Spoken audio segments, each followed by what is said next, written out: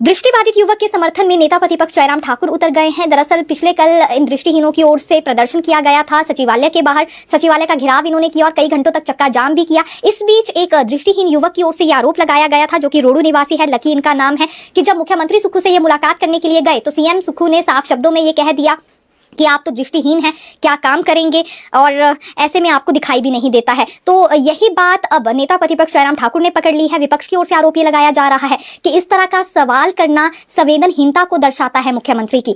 उन्हें शोभा नहीं देता है इस तरह का सवाल करना एक दृष्टिहीन व्यक्ति से, विशेष तौर से जो अपने रोजगार की आस लगाकर मुख्यमंत्री से बैठा था। और ये बात मीडिया में भी कही गई है इसी व्यक्ति की ओर से पिछले कल, क्योंकि जब स्टेटमेंट दी जा रही थी तो साफ शब्दों में इन्होंने ये कहा कि मुख्यमंत्री से जब ये मिलने गए तो उन्होंने सवाल ये किया कि आप तो दृष्टिहीन हैं, आपको दिखाई नहीं देता, तो आप क्या करेंगे।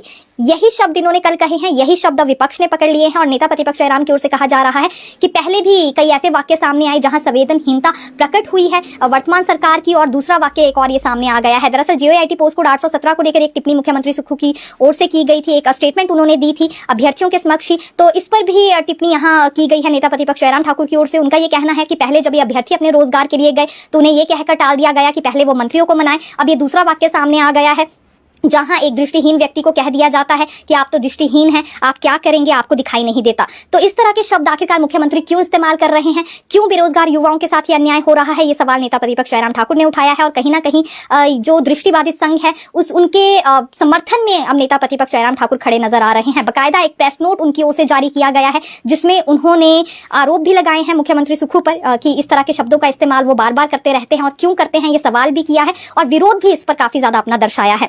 एसएमसी काफी ज्यादा रोष में नजर आ रहे हैं क्योंकि आज चौथा दिन था, क्रमिक अनशन पर बैठे हैं और लगातार एक ही मांग इनकी ओर से रखी जा रही है कि रेगुलर पॉलिसी इनके लिए लाई जाए। 2555 के करीब इनकी संख्या है। कड़ाके की ठंड पड़ रही है इस वक्त राजधानी शिमला में भी, और इस टेम्परेचर में भी ये उपायुक्त कार्यालय के बाहर पूरी रात बैठे रहे। सुबह के समय भी कुछ मीडिया प्लेटफॉर्म्स ने इनकी तस्वीरें दिखाई है, वहीं ये बैठे रहे। अब इस उम्मीद में ये वहां बैठ गए हैं कि आज नहीं तो कल रेगुलर पॉलिसी इनके लिए बना दी जाएगी, लेकिन जब तक पॉलिसी नहीं बनती तब तक ये वहां से हिलने वाले नहीं है। अब उम्मीद तो इन्होंने ये लगाई है, लेकिन दूसरी ओर आज जब मुख्यमंत्री सुखविंदर सिंह सुक्खू से हमने एसएमसी को लेकर सवाल किया तो कोई भी रिएक्शन उनका सामने नहीं आया। धन्यवाद बोलकर वो वहां से निकल गए। तो एक तरफ देखिए सिनेरियो ये है जहां कड़कड़ाती ठंड में एसएमसीज बैठे हैं इस उम्मीद के साथ कि रेगुलर पॉलिसी इनके लिए बनाई जाएगी, और उम्मीद भी इसलिए इनमें जगी क्योंकि मुख्यमंत्री सुक्खू की ओर से ही अभी कुछ दिन पहले आश्वासन इन्हें दिया गया था कि जल्दी कैबिनेट सब कमेटी को वो एक बैठक करने का निर्देश देंगे जिसमें ड्राफ्ट तैयार किया जाएगा, पॉलिसी का एक प्रारूप इनके लिए तैयार होगा। इस आश्वासन को लेने के बाद ये सभी अपने अपने घर लौट गए थे क्योंकि सचिवालय में भी 2 दिन तक ये डेरा जमाकर बैठे रहे थे, प्रदर्शन इन्होंने किया था। आश्वासन जब इन्हें सीएम सुक्खू ने दिया तो ये अपने अपने घर जरूर लौट गए, लेकिन कई महीने बीत जाने के बाद भी जब कोई चहल पहल एक तरह से इन्हें नजर नहीं आई, सचिवालय में कोई हलचल इन्हें नजर नहीं आई अपनी पॉलिसी को लेकर, तो फिर ये दोबारा सड़कों पर उतरे हैं। अब 4 दिन हो गए हैं इन्हें क्रमिक अनशन पर बैठे हुए। और दूसरी ओर ये सिनेरियो है कि जब मुख्यमंत्री सुक्खू से हमने सवाल किया तो सवाल का जवाब देना बहुत दूर की बात है, एक धन्यवाद बोलकर वो वहां से निकल गए, कोई रिएक्शन इनके लिए सामने नहीं आया। अब और ज्यादा उग्र होते हुए नजर आ रहे हैं और एसएमसीज ने साफ तौर पर यह चेतावनी सरकार को दे दी है कि आने वाले समय में बड़ा आंदोलन ये करेंगे, अपने परिवार सहित ये सड़कों पर उतरेंगे और कक्षाओं का बहिष्कार करने की चेतावनी भी इनकी ओर से दे दी गई है। ये कक्षाएं नहीं लगाएंगे। जो एसएमसी के अध्यक्ष हैं उनका कहना है कि एक और तो सरकार दावा करती है कि दुर्गम क्षेत्रों में जो पद खाली चल रहे हैं उन्हें जल्दी भरा जा सके, इसलिए अस्थायी तौर पर भर्तियां हो रही हैं और मकसद है अस्थायी भर्तियां करने का कि जल्दी इन पदों को भरा जा सके, छात्रों को शिक्षकों के बगैर ना रहना पड़े, छात्रों को अपनी पढ़ाई से वंचित ना रहना पड़े। लेकिन दूसरी ओर जो एसएमसी दुर्गम क्षेत्रों में पिछले 12 सालों से 15 सालों से सेवाएं दे भी रहे हैं उनके लिए अभी तक कुछ नहीं किया और दरकिनार उन्हें किया जा रहा है, अन्याय उनके साथ हो रहा है। फिलहाल आने वाले समय में अब किस तरह की परिस्थितियां हिमाचल प्रदेश में बनती है ये देखना होगा। वहीं देखिए पुलिस भर्ती नियम भी बदले गए हैं अभी लगभग 1226 पोस्टों पर, क्योंकि पुलिस भर्ती होनी है और इसमें पहले भी नियम जारी किए गए थे, लेकिन फिर यहाँ गृह विभाग की ओर से आपत्तियां मांगी गई थी। अब एक बार फिर संशोधन होकर यहाँ अधिसूचना जारी की गई है, यानी कि संशोधित अधिसूचना जारी की गई है। इसमें दरअसल सभी कैटेगरीज के लिए 1-1 इंच हाइट बढ़ा दी गई है, लड़कियों के लिए भी, लड़कों के लिए भी और आरक्षित वर्ग के लिए भी 1-1 इंच इसमें हाइट बढ़ने वाली है। और आने वाले समय में जो भी पुलिस भर्ती होगी उसमें भी यही नियम फॉलो होने वाला है।